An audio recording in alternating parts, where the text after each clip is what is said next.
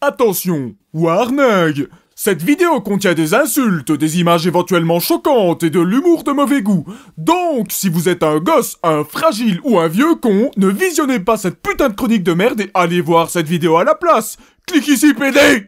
Merci pour votre compréhension. Salut bande de tartiflettes. Bienvenue dans la chronique censurée.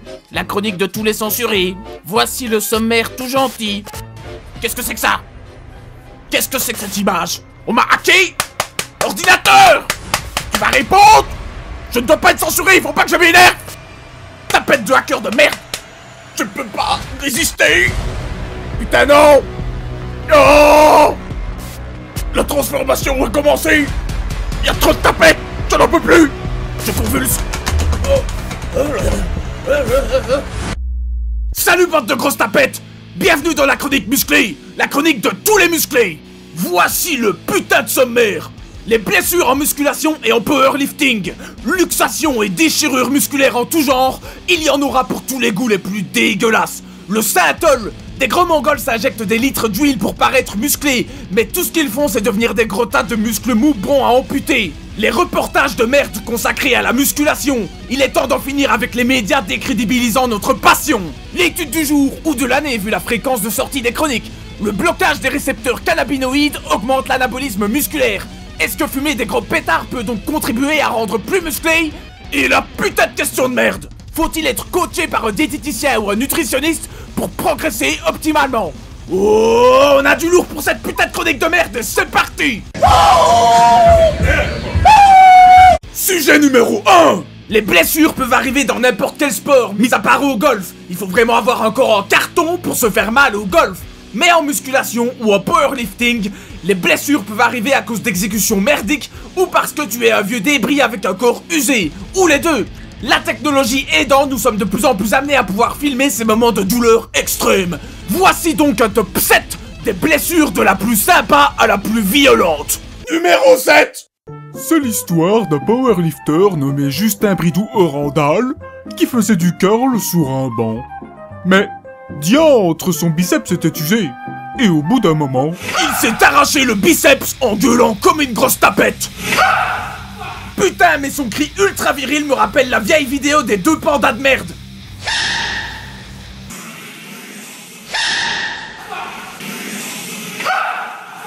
Ouah, ça marche dans tous les sens, c'est génial.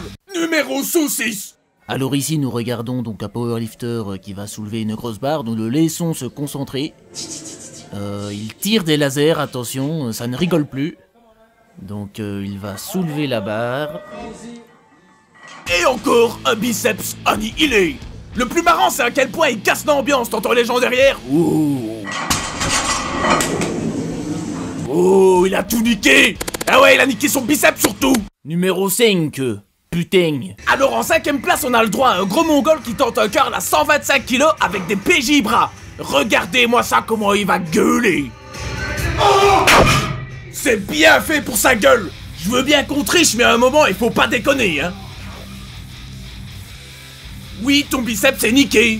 Numéro 4. Alors ici nous avons la déchirure au pec de Scott Meldonson avec 325 kg au développé couché. Je trouve un air joyeux. Oh putain de merde, vous avez vu ça le bleu? Avouez que vous êtes scotché. Bande de tartiflettes.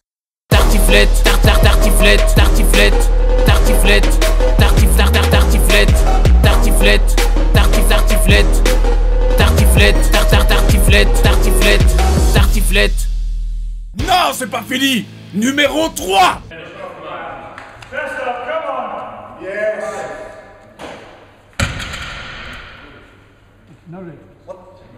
Putain, mais le mec a juste la réaction la plus calme jamais vue suite à une déchirure. Analysons ses pensées grâce à mon analyseur de pensée. Oh là, qu'est-ce qui se passe? Putain, là y a un truc qui ne va pas, bordel de merde. Putain de merde, mon biceps est niqué.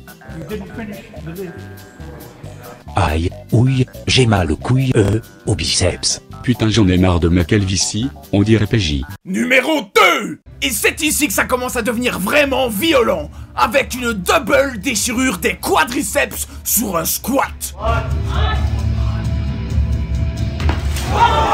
Putain, si ça c'est pas du squat en amplitude complète, mais le pire, c'est le bruit de la déchirure ultime des quadriceps. Et devinez quoi?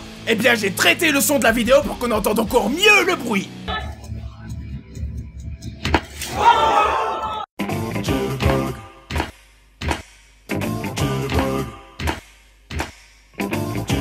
Oh putain, ça recommence, non? Numéro 1. Putain, ça, c'était épique. Je me suis surpassé. Nous voici enfin arrivés à la blessure la plus violente. Attention, ne pas regarder avant un leg day.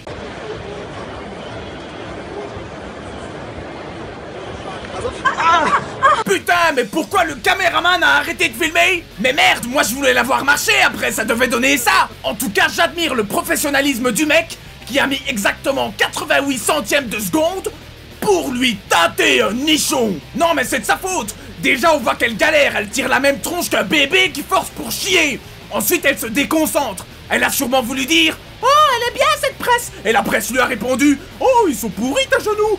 Et voilà la super imitation de la mort. Damn les gens, j'espère que vous allez bien. C'est Thibaut InShape et c'est un plaisir de plagier aujourd'hui. Après l'entraînement, les gens, vous devez manger des sucres rapides et vous pouvez manger des bonbons ou du miel pops.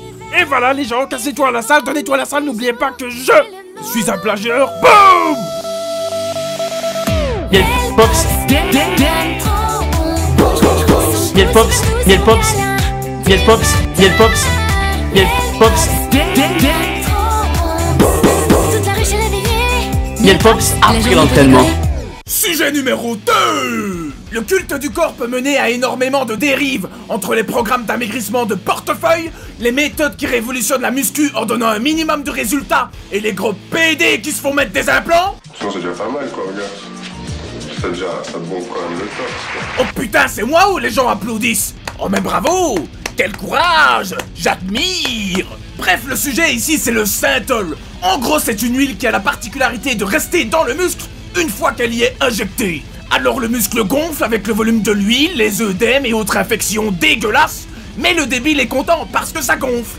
Alors t'en as qui exagèrent un peu, t'en as qui exagèrent beaucoup, et puis t'as les putains de cas désespérés.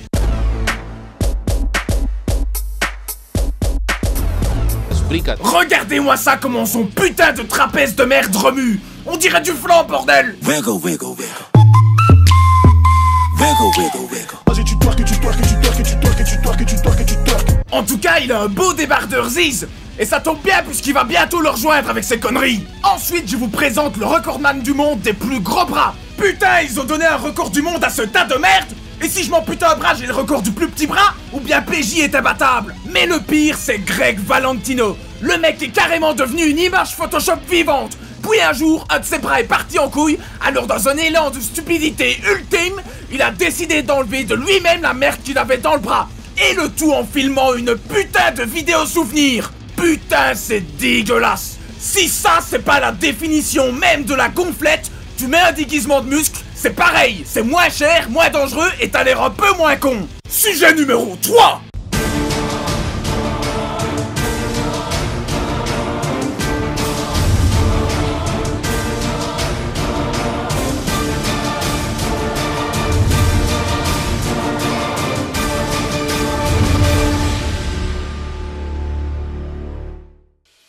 Chère tapette femelle, chère tapette mâle. La LAT tient à vous faire savoir que la suite du programme pourrait entraîner une censure de la chronique. Nous mettons néanmoins tout en œuvre pour éviter cela via divers effets vidéo et en restant dans le cadre de l'usage loyal. Merci pour votre compréhension, bande de grosses tapettes. Putain, la vie de ma mère, cette musique est trop épique. Les médias et la musculation n'ont jamais fait bon ménage. À la recherche de toujours plus d'audience, ces enculés n'hésitent pas une seule seconde à salir ce sport déjà plein de préjugés. Il est donc maintenant temps de démonter, défoncer et dénoncer les pires reportages consacrés à la musculation. Savoir créer un reportage de merde version 1. Étape 1. Tu dois suivre des mecs qui n'y connaissent rien et qui à eux seuls décrédibilisent la muscu. On sait, on le voit s'entraîner à la salle et tout. Faut qu'on suive la même chose, faut qu'on fasse pareil. Alors, Thomas, on se fait un petit BCA. Tu prendrais une prot après manger? Non, moi je vais prendre une petite prot maintenance. Quand on a une copine, faut mieux éviter la créatine. Les effets indésirables de la créatine, c'est qu'on est moins performant sexuellement. Quand on a une copine, mieux vaut éviter la créatine. Mais putain de merde, le mec fait à lui seul l'amalgame entre les stéroïdes et un bête complément. Et évidemment, les reportages laissent passer, hein. Et puis t'as les autres enculés de neuneux. On se fait un petit BCA et une prot maintenance. Alors qu'évidemment, vu leur corps de merde, il ferait mieux de taper leur pognon dans des bons livres de musculation. Étape 2. Tu dois systématiquement parler de dopage parce que c'est bien connu, la musculation est le seul sport où il y a du dopage. Mike, lui, pratique l'exercice depuis 15 ans. Il peut soulever jusqu'à 100 kilos. Waouh! J'enlève 10, je mets 5. Non, rien. Touche à rien, touche à rien, touche à rien, touche à rien. Devant une telle démonstration de force, les autres clients présents dans la salle sont impressionnés. Ce qu'ils ne savent pas, c'est que Mike et Steve ont un secret. Ils se dopent. Quoi? Mais putain, c'est à cause de clampins pareils que dès qu'on a un peu de muscle, on passe pour des dopés. Putain, c'est dégueulasse. Étape 3. Tu dois montrer des corps lambada aux gros lards dégueulasses qui sont devant leur TV et faire croire qu'ils sont musclés. Justin Bieber, qui s'est converti dans la douleur au phénomène. Depuis, le chanteur ne manque pas une occasion d'exhiber ses nouveaux abdos sur les réseaux sociaux. Ne pas s'énerver, ne pas s'énerver, ne pas s'énerver. Du coup, les garçons commencent la gonflette. Gonflette? Ah putain de merde, c'est pas vrai! 66 minutes de conneries, ouais! Là par exemple, on a une coach qui initie les jeunes à la musculation. Et les mecs ne peuvent pas soulever plus d'un petit kilo par épaule sur des exercices de merde, putain! Alors c'est bien de vouloir protéger les épaules des jeunes, hein? Mais pourquoi elle leur fait faire du tirage nuque et des mouvements de merde? Et là, vous voyez, on lui nique bien ses épaules à cet enculé. Là, ce qu'ils font, ça n'a aucun intérêt. Mais au moins, on pompe l'argent de leurs parents. Merci à Bodytime pour toutes leurs fabuleuses idées. Maxime et ses copains sont encadrés par des professionnels. Non, putain de merde, ils sont encadrés par une vieille conne. Il y avait des cerceaux qui traînaient dans sa salle de merde et elle les a accrochés à ses oreilles, bordel. Mais regardez ce que je viens de découvrir par rapport à ce reportage.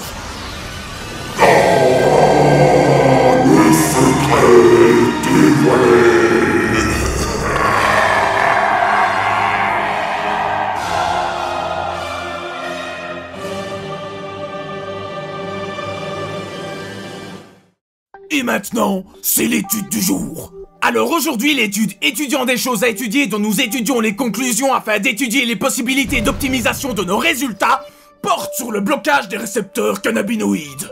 En effet, bloquer ces récepteurs augmente la synthèse des protéines, et donc évidemment la masse musculaire. Et à votre avis, quel est le meilleur moyen de bloquer ces récepteurs cannabinoïdes et de favoriser la synthèse des protéines?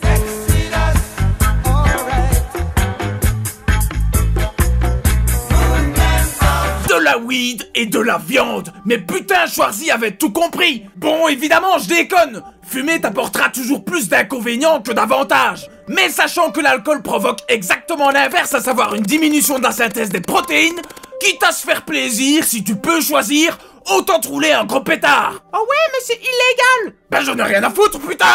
La putain de testo de merde. Faut-il être coaché par un diététicien ou un nutritionniste pour progresser optimalement? Non, putain de merde. Jamais une personne autre que toi ne pourra savoir précisément ce dont tu as besoin. Donc si tu veux progresser optimalement, tu dois apprendre par toi-même les bases de la nutrition et te faire ta diète. Si tu as la flemme d'apprendre, à la limite, tu peux demander conseil à un nutritionniste ou à un coach réputé en musculation. Mais oublie le diététicien, c'est celui qui va te conseiller 5 fruits et légumes par jour, 3 putains de produits laitiers et te dire qu'il ne faut pas manger plus de 50 grammes de protéines pour éviter de se niquer les reins. Un diététicien, c'est la version sec-pas du nutritionniste. Un diététicien, c'est quelqu'un qui voulait être nutritionniste à la base, mais qui était trop con pour ça. Même un kleps refuserait de suivre la diète d'un diététicien, sien. Les diététiciens eux-mêmes n'osent pas mettre en pratique ce qu'ils ont appris. C'est pour ça qu'ils sont tous gros. À l'heure actuelle, les diététiciens qui regardaient cette vidéo ont laissé un dislike et quitté la page. Bref, vous avez compris. Voilà les filles, c'est tout pour cette putain de chronique de merde. Prochain épisode, je parlerai entre autres des plus grosses arnaques sur le matériel de musculation. Vu que j'ai déjà parlé des arnaques sans matériel. Alors n'oubliez pas de regarder la prochaine chronique musclée. crosse.